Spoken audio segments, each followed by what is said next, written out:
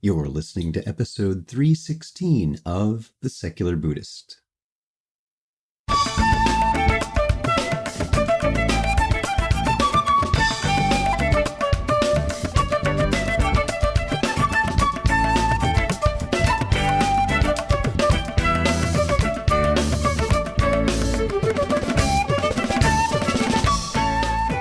Welcome to The Secular Buddhist. I'm Ted Meissner.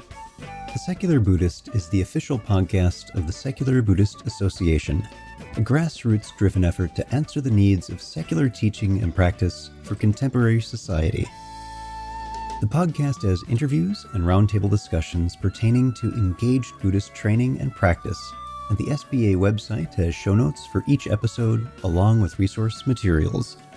Though the podcast focuses on core practices from a secular viewpoint, more traditional teachings are welcome and openly discussed. Richard Harrold joins us to speak about his book, My Buddha is Pink, Buddhism for the Modern Homosexual.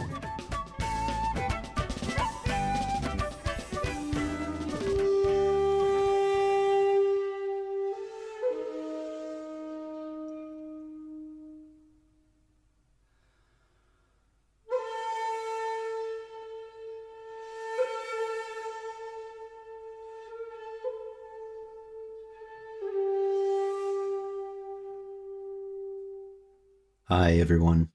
Before we begin today's episode, I'd like to mention that this podcast and the supporting website, discussion forums, our live online practice circle, and other services provided by the Secular Buddhist Association are supported by you. If you find this episode or any other offerings helpful to you in some way, I ask that you take a moment and visit secularbuddhism.org and click on the contributions button. There are many ways you can help, which are listed on that page. And if you make a donation, it's tax deductible and helps ensure the SBA is able to continue the exploration of secular Buddhism. Thank you. We're glad to have you join us in the conversation. Contemporary religious traditions are experiencing stressors unprecedented in all of history. They're being hit by a double whammy. First, planet-wide instant access to their teachings and practices, which also opens them up to a world of critiques and opinions. Second, that very same access seems to be accelerating the rate of modernity's impact on society.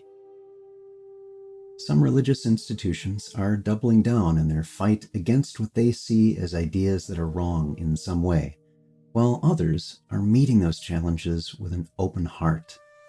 For me, as a secular person, the question has always been, how does this ideology, practice, or institution support helping people and reduce suffering? Buddhism and other religions have an opportunity to meet the needs of those they may not always have welcomed and change the story of how their traditions serve people. Richard Harrold has been practicing Buddhism for about 20 years in the Thai forest tradition. His blog, My Buddha is Pink, which ran from 2009 to 2014, offered a pioneering gay Buddhist perspective for Western practitioners. The blog continues to have visitors and has accumulated nearly 200,000 page views since its launch. His new book is based on that blog and his long practice, including 5 years under the guidance of Ajahn Kemasanto of Wat Thammasala Forest Monastery in Perry, Michigan. So sit back, relax, and have a nice herbal mint tea. Our guest today is Richard Harrold. Richard, welcome to the podcast. Glad to be speaking with you today. Thank you. Hello. So I want to make a special shout out to our friend John Negru, who introduced us. Thank you, John, for this. If not for you, this episode, in fact, several others wouldn't have occurred. So thank you so much for your support of this podcast. And of course, your wonderful work at Sumera Press is really appreciated. Richard, before we get into our main topic of your new book and the blog that was the foundations for it, I'm wondering if you'd just tell us a bit about your background with Buddhism. Yeah, okay. Yeah, my journey to Buddhism was rather roundabout and actually accidental and to some degree. I was always sort of a spiritual explorer. I was raised Catholic. But by the time of my teens, I was pretty much of the attitude that no, this isn't for me. I was pretty straight as non-believer before I graduated high school. Although there was always part of me that wanted to search for something. I think it was during high school that I first became familiar with both the Tao Te Ching and with the I Ching, and I really kind of liked that. Although with my teenage mind, I probably got into too much of the mysticism, particularly with the idea of fortune telling kind of aspect of the I Ching. But it was interesting for me at that time. By the time I was in my mid 20s, I had encountered Native American religious practices, which intrigued me again for a while, but there was still this dependence on a creator. And there was this notion of obeisance to this creator that just didn't quite set right with me. I like the idea of the Tao because even though there was this force in control, it wasn't a being, it wasn't an entity. It was benign and largely indifferent. And that kind of attracted me into that realm.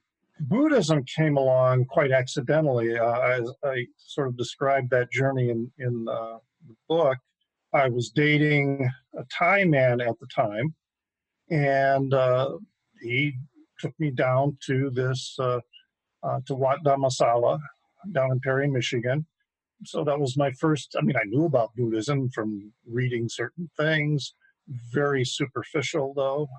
And it was a very interesting experience seeing the people there. It was a very Thai thing. I mean, I wasn't the only Anglo person there, but it was definitely a culturally based Dhammasala.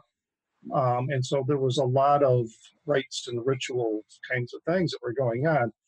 They didn't put me off very much, though, because I found them soothing, I guess is the best way to describe it. And when I heard my first Dhamma talk by Ajahn Kemasanto at that time, he, made the comment, that these rites and rituals are not meant to be any kind of like telecommunication with spirits or things like that. And he just simply said there's nothing to pray for because there's nothing to pray to. And that just really struck me. I never heard anybody in the spiritual realm say something like that. And then during his Dhamma talk, he also talked about the third precept, which is all about sex. And he also was pointing out that the mechanics of sex didn't really matter. It was more about the relationship and the intentions. And so for gay people, there was, no issue. There was nothing saying that gay sex versus heterosex is worse, bad, or whatever. So that was a very welcoming experience for me. And then a couple weeks later, my boyfriend at the time invited me back down because they were moving the Wat. So they were going from a very small house to some very nice property, 20 acres, semi-wooded, and so there were places where you could have retreats and things like that. And so I helped with the move, and again, it was a very nice experience, and the food was really good too. And in observing people, I began to also see a little bit of how people behaved in this milieu. But then I broke up with that boyfriend and didn't go back for quite a while, more than a year, I think it was. Started dating somebody else, and this was before gay marriage. This was before even civil contracts were available. And the person I was dating at that time, we, to lack of a better phrase, the cliche, we were both madly in love with each other. But he was part of a graduate program. And when he finished his master's degree, that's when our first economic decline happened. This would have been, right around the end of 2000, 2001. And he was unable to find a job by the time his student visa expired. He was from Indonesia. So he had to leave. And that was a really, really traumatic event for me. And I just really felt helpless. Sort of the classic from the, I think it's a Zen tale about the bottom falling out of your bucket. My world just collapsed. And I did my best to work my way through it, but I really didn't have very good support network or anything like that to help me through this. And then the thought occurred to me, maybe I'll go back to that Watt down by Lansing. And I just got in the car and I drove. I remembered how to get there. And I got there. I could see the monk. I could see Ajahn Kemasato. He was out in this field with some other guys. They were building a gazebo. They were talking. So I start walking towards them. And then he sees me. And then he says something to the other guys that are working on the gazebo. And then he starts walking back towards the main house. And so we're getting close. We're about to pass each other. And I say hello to him. And, I mentioned who I am, that I'd been there before. And he just simply said, "Oh, yes, I know. I know who you are." And then he just kept walked by. And I'm like, what's going on here? Does he want me to follow him or whatever? But then that's when these other guys working on the gazebo signaled over to me and they said, "Hey, come on over here.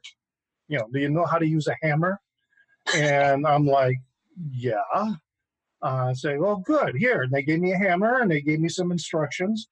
And so I just started working on this gazebo with them. And then later I went in and talked with the monk. And then I just started going back there once a week, sometimes twice a week, because he would have guided meditation sessions. So that's where I learned meditation. He also had a Dhamma class where he just went through the Tipitaka and we would read it together. And then he would talk about, what was going on here and provide the application. And that was it. And I was like, okay, I have found my spot. And sort of went from there. Wonderful. Thank you for sharing about that. I think it's interesting that what you found, as many people do, is that Buddhist centers overall, and of course there are exceptions, but seem to be fairly welcoming of people, whatever their background is, even those from different spiritual traditions and beliefs. And I'm curious if there was a bit of a contrast between how you were received there and what it was like, and kind of their approach to living. That contrast with that and the Catholicism of growing up. Did you have difficulties with your tradition of birth? Or was it a different experience for you when you found Buddhism? Well, I think the initial, if I understand the question, I think one of the initial items that were sort of tripping me up and occupying my mind the most was the cultural aspect of what was going on. So there was this Anglo monk who, interestingly, went to the same high school that my brother did. They were roughly contemporaries in age. And this mostly Thai congregation. There were some other Anglo people there. And so the Dhamma class and most of the meditation sessions, it was usually us white people there. And not very many of the Thais. Occasionally a few would come, but they seemed to be more involved in the support network. This was a very traditional Wat. So the members would bring supplies, bring personal items and things like that, to the monks and the resident monks that were there. And then there were a lot of these cultural activities that were tied to the Buddhist calendar, but were very much culturally Thai events. So there was all this going on, and one thing I learned about that's when I began to observe this separation between the ethnically traditional members of temples and then the Westerners who came to it. And I also sometimes the women would start to confide in me because I would try and help them out when they were setting up things. I showed up to help build new buildings because they were building a new meditation hall and everything. So they didn't hire contractors. The only time they did that was when they had to have a contractor come in and inspect something. And so, yeah, a lot of the women would say, like, you're the only white guy who ever helps out. And, so it was like, and I started noticing that yes, there were a lot of Anglo members who partook in the festivities, but they were never there for setting up. They were never there for cleaning up. So I started to see these, and then I also began to see the differences between the different, how do you want to say, the different denominations. So that's when I began to, because I would ask questions. And the response by the monk would be, well, that's Mahayana. You don't need to worry about that. And I'm like, well, what's the difference between a Sutta and a Sutra? Or stuff like that, which kind of reminded me of the tribalism of Native American spirituality, that, oh no, you don't want to listen to him because he's Comanche or whatever, that kind of thing. So I was kind of seeing these things going on, but there was still this core element that I found worked in my life. It was useful. It basically was telling me that if you do this, this is going to happen. And when I did this, it did happen. And I was able to see progress in things like my meditation and see progress in my level of understanding in studying the Dhamma. I just tended to be a little more eclectic. And so I was reading things like the Diamond Sutra and the Lotus Sutra, as well as the Theravada canon, and the Tipitaka and that. And I found, yeah, there's some stuff that's really good here. And then I found some other stuff, and I'm like, oh, this is hokey stuff, that's like not very useful. So I guess that's when I sort of developed myself as an iconoclast. I was probably coming dangerously close to looking at Buddhism as like cafeteria item, which the Buddha warned against, in terms of like suttas like the Sutta to the Kalamas and things like that. You got to be careful about that kind of thing. But I did see a lot of, as the years went on, I did see a lot of practices and adherences and charismatic leaders that eventually I just made the decision I'm practicing on my own. Yeah. It's so interesting. This conversation has come up a great deal that you're putting a spotlight on is this understanding that there is heritage Buddhism. You're discussing a Thai center and the acknowledgement that you're a Westerner. You're not Thai. And for you to embrace that perhaps as fully as some might could itself be a form of cultural appropriation and wasn't quite a good fit for you, much as it may be for others. And so you're finding your own path and also aware of this risk of cafeteria style, where you're only taking the desserts instead of the broccoli. Yeah.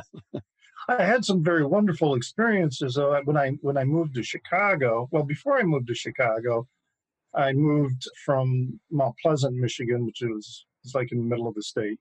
And then I moved over to Holland, Michigan. So that limited my access to the Dhammasala in Perry, and I was looking for some others. And there's a fairly large immigrant community of Cambodians and Laotians and Vietnamese in that area. And they all had their own temples.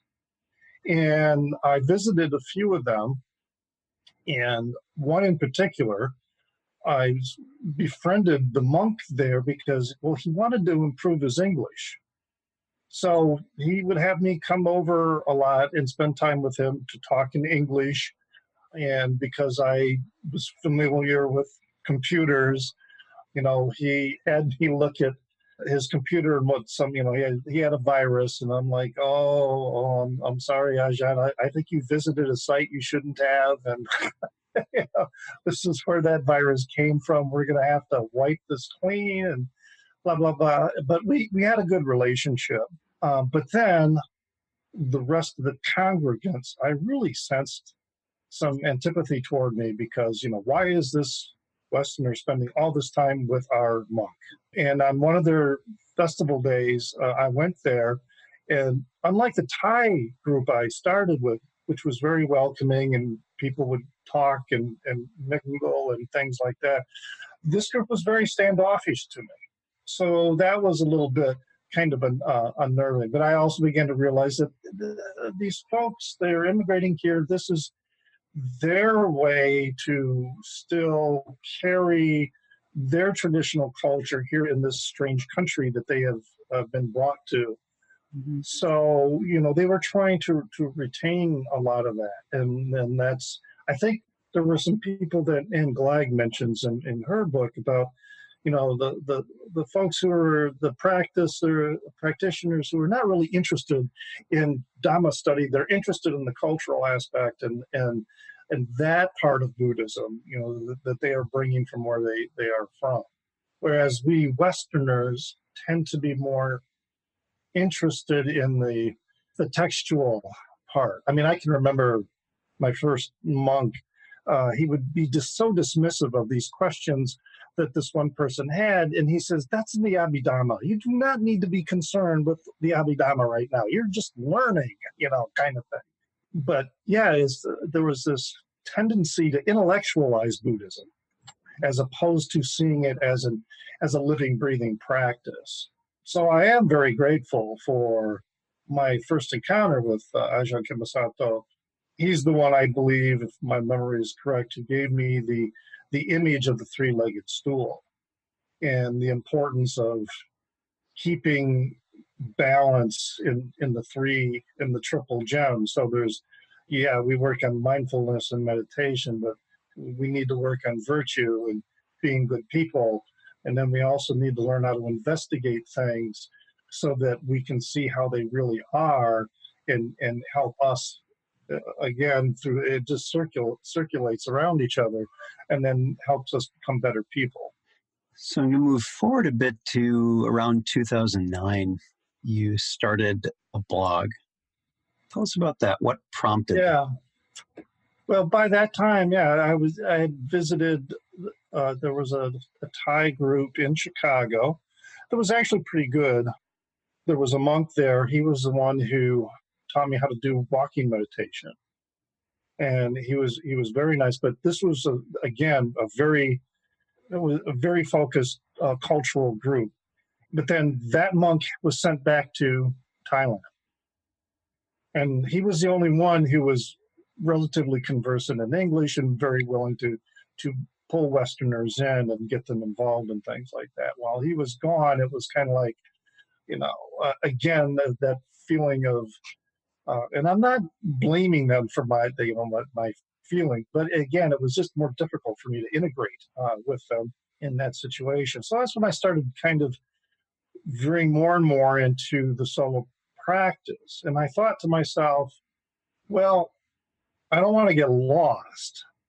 So how about, I could blog about this, about Buddhism, but also about being gay and Buddhist, because I had read a couple books by then. That one of them was the first volume. I have a copy of the second volume of Queer Dharma. It was a 2-volume publication, but the first volume I found in university library, and I haven't found, or well, I haven't looked in a while. So that it gave me some ideas about doing that, and also the idea of I will have a reason to investigate and read the Tipitaka and think about it, and then I can blog about it as a process of helping my own personal understanding, with the potential of, maybe some other people will find this interesting also. And I was actually quite surprised by the response, because there was this group I will call of alternative Buddhist bloggers out there, that was part of a network, and they all had their own blogs, and so we communicated with each other. Sometimes we would write posts for their blog, and they would, write a post that I would publish on mine. Several of them I am still in contact with. Others I've lost contact with. That began that process. So I would write about things strictly pertaining to how I thought some of the traditional language of the Tipitaka was so arcane and difficult to understand. So I was looking for ways to show how it was still valid, even though it sounded kooky. But then there were also the issues that seemed to be very homophobic. And so I was looking into, where was this coming from? And that's when I started reading the Vinaya for the first time, for the monastic code. And that's when I began to realize, there's people who are taking things that are relevant to monks only and applying it to the laity. And what's that all about? And then reading some other commentators and realizing all this going in. So I just really tried, I guess in a way I was becoming a fundamentalist, but I was still enough of an iconoclast that I wasn't becoming a fundamentalist and this is the only way you can practice Buddhism, but rather in a way I want to go to the source and see, what was said as opposed to what other people are saying was said. And I encountered, and I still investigated a lot of different lineages and schools. I still chant. I do some Pali chanting, but I also do the Dhammaku from, the people in SGI do, in Nichiren Buddhism. Not that I determined that was not necessarily my cup of tea, but I really enjoyed the chanting because it goes back to what Ajahn Kemasato told me, was that, we're not trying to incite magic here. The chanting is a way to calm the mind and then put you in a better state of mind for contemplation and investigation.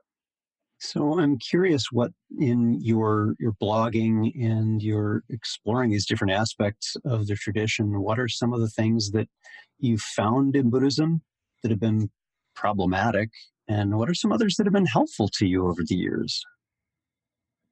I believe the online, the helpful part has been that online community that I discovered, because a few of them were very good at being checks and balances for me. Career-wise, I've been a journalist and very focused on, facts and reporting things. And as a result of that, I got to be fairly politically minded. And sometimes I can be a bit strident in my opinion about things. And so they were good checks and balances to kind of remind me of hey, careful, Rich, here. This, the world is bigger than what you are saying, kind of reminding me of that. And that was helpful in the blogging, because I was, particularly when talking about matters of sex, I was realizing just how dogmatic gay people can be about even something as key to our identity as sex. And that it's kind of like the image from the Dhammapada of of like being the ox dragging this cart around. That we come out to this new community, and it's liberating, but we're still dragging a lot of baggage around from our childhoods and from our other families. And why is there a preference for things like monogamy? Why are people viewed with suspicion because of whatever the type of sex that they are having or with whomever? And then that also kind of started revealing to me the problems of that the same problems that were in the straight world, so to speak, existed among gays, but it was kind of a cannibalistic problem. Be running into. So I began to see how race was a significant issue. That there were a lot of, just like in the gay community, in the gay Buddhist community, I would encounter cisgendered white men who were behaving with a great amount of privilege and would be dismissive of other voices. And then as more and more other people began to become more noticeable, just gender nonconforming people. And that there was, again, this like backlash.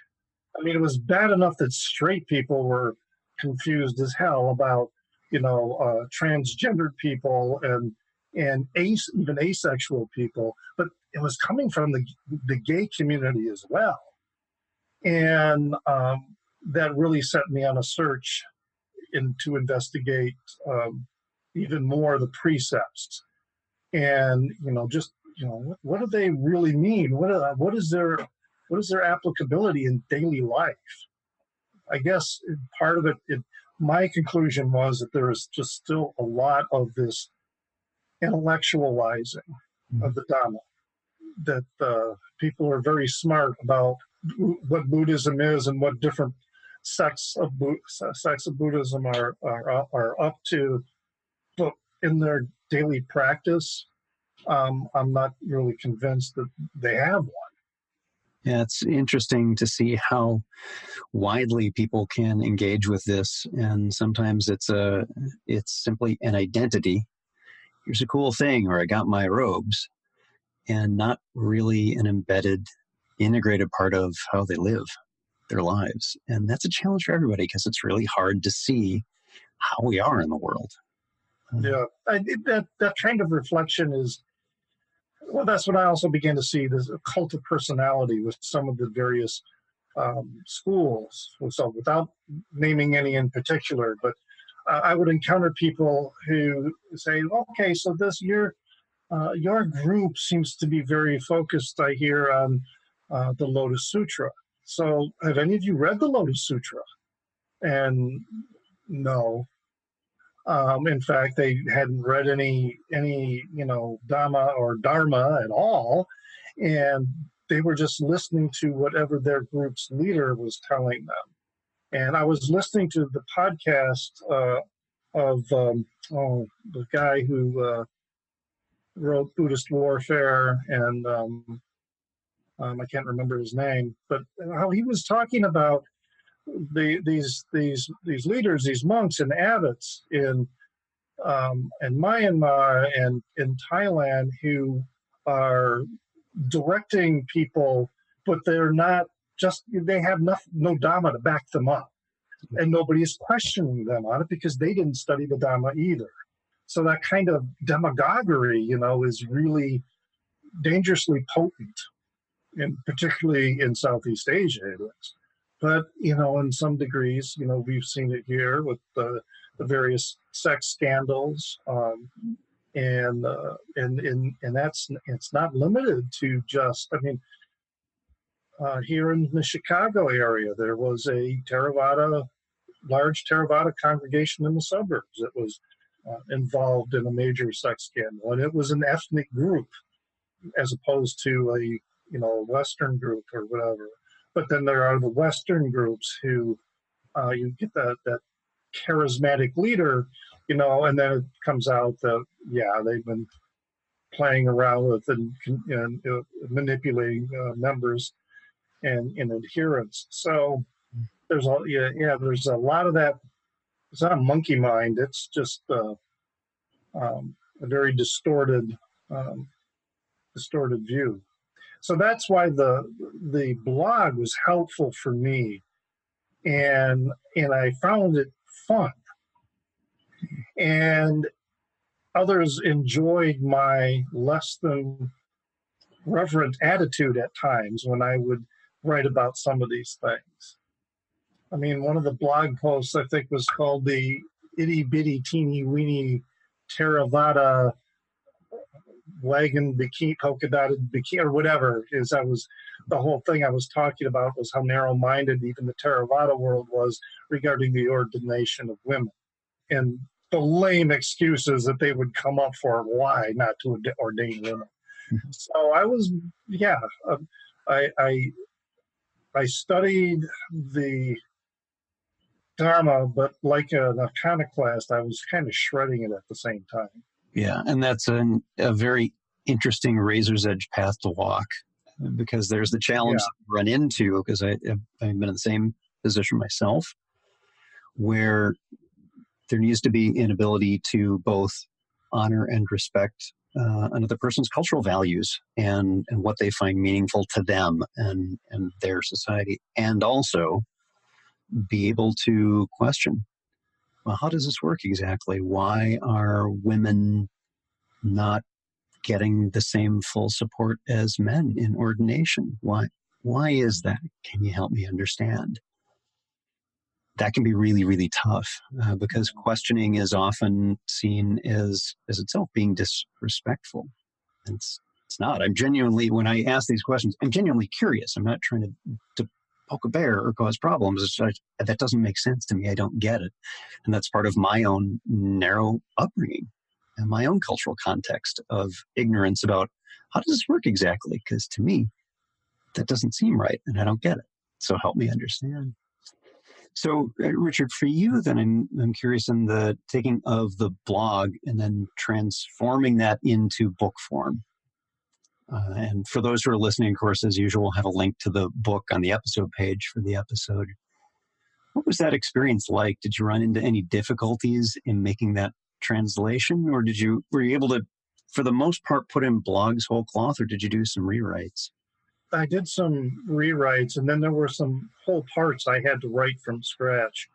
For the most part, I did take blog posts and rework them so that they would work in book form. It was kind of an adventure because I had stopped with the blogging, mostly because I was disappointed with the platform. And then work got overwhelming, so it was like I didn't have enough time to investigate a platform like WordPress, which I guess is easier to work with than the Google Blogger format. Yeah, right. and then there are other platforms out there that are a little bit easier, but then you got to know some more HTML. Maybe I don't know. Yeah. But anyway, I began to realize that some of these blog posts from back then, I'm like, wow, my mind has really changed about some of this. I mean, I used to be a person who was like, yeah, we need to conform to monogamy. And I'm like, no, I'm not like that anymore. I began to just, through my own contemplation, began to realize that, it wasn't the organization of a relationship that made it skillful or unskillful. It was the people and their intentions. And so whatever problems might happen in one type of relationship can easily happen and does happen in other arrangements. That kind of progress that I had made. So I was like, okay, some of this stuff I really got to tweak in that. And then the parts that I needed to write brand new was largely the last four sections on the Eightfold Path. I had started doing a post on each of the Eightfold Path, but I only got so far, and then by that time I kind of stopped doing the blog, so I never finished it. And then when you get into the the later part, in terms of right mindfulness and right concentration, I'm looking at myself, well, I'm no arhat, I'm no, So I really had to go back and reinvestigate and reread some of the material, and then also look at my practice again. So initially, when I started working with the publisher, we were looking at, okay, I'm going to have this finished in 8 months. How'd And that then go? the 8 months came and went, and there was like nothing. And they said, okay, let's redo this. I said, okay, let's set a new target. And so we pushed it out. And so I think all in all, it took me about, and it's not that big of a book, but it took me about 2 years, because those last few portions of the Noble Eightfold Path, I was really struggling with. And because now the other thing was, okay, I want to get that voice that I had before, that little bit of irreverence, to make it kind of interesting. And it took me a while again to kind of find that voice. And not so much, again, because I have changed, I have evolved, nothing is permanent. So working through that, it took me a longer time than I thought it was going to happen. But now that it's done, I'm thinking, well, a couple other ideas, that maybe I could do something, and I wouldn't mind collaborating with a trans individual or gender nonconforming individual on a revised My Buddha is Pink, so that it expand the inclusivity. And I also liked the challenge of, there's a lot of very, very valid and relevant information in the Tipitaka, but the language is so arcane and just bizarre at times.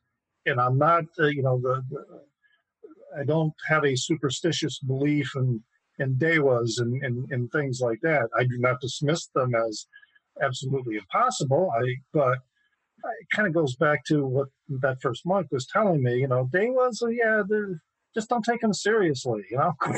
It's just part of the culture. That was another thing I learned from him, is how Buddhism is like a sponge, and you can take the core teachings, and then you transfer it into some cultural milieu, and then it's just going to attach these other practices to it. And so people start to think, well, what are these spirit houses, that you see in Southeast Asia? Is that Buddhism? And no, that's actually kind of Hinduism that kind of got picked up, and things like that. And then reading about Puro, so he takes what he learned from Buddhism, and then he puts this Greek and Socratic spin sort of on it, still keeping the core teaching, but he adapted it to the culture that he was from. So that was always really fascinating for me, and that how Buddhism can be so almost ephemeral in some ways, and then how very little is, when you think about it, there's only very few core teachings. There's tons of suttas and sutras that expand on them, but it all boils down to just a few things. So, Richard, as we draw our conversation to a close, I'm wondering if you might have some recommendations or thoughts that you might share with someone who's new to this. I think especially for gay people and gender nonconforming people, talk about it. That creates this atmosphere of deceit right from the beginning, so that your mind is always playing tricks on you as you are trying to play tricks on other people. And so that can be emotionally and spiritually damaging the longer a person remains that way. Now, today, it's almost like the barn door is wide open and all the horses have run out, which is, as I was saying earlier, can be disconcerting for traditional lesbian and gay people because of dealing with issues such as trans people and other gender nonconforming people. That concept, I mean, it's hard enough I can't imagine what it must be like for a parent to have a child who falls into that realm. And I've heard some wonderful NPR interviews where parents have shared their experience, that they're trying to be as supportive as possible about something that they really don't understand, but they're doing the best they can. So I think it goes back to I think it's important that you get a solid grounding with some type of teacher, but be skeptical still. I mean, Buddha, himself, who knows if he really said this, but in the Sutta to the Kalamas, I mean, that's a pretty direct caution he's giving you, that just because somebody tells you something doesn't mean it's really true. Just because it's written down in a book doesn't mean it's really true. And I mean, there's a lot of suttas and sutras and commentaries that I have read, and they're in a book, and people go, "Yeah, it is written," and I look at it and I go, "This is BS." In my experience, so even my irreverence, needs to be taken with a grain of salt.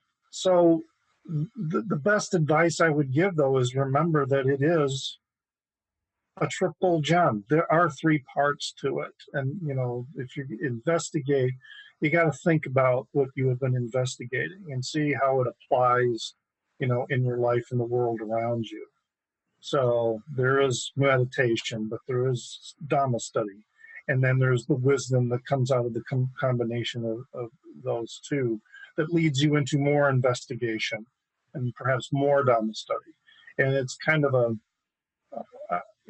I would encourage people to not get disappointed, not get frustrated.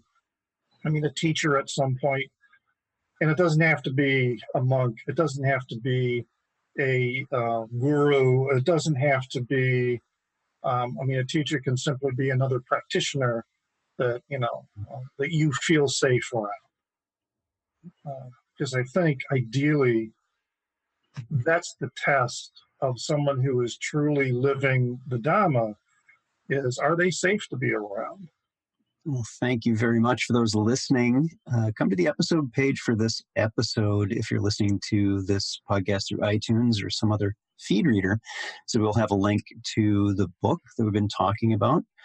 Our guest today, Richard Harrold. Richard, thank you very much for being here. Thank you.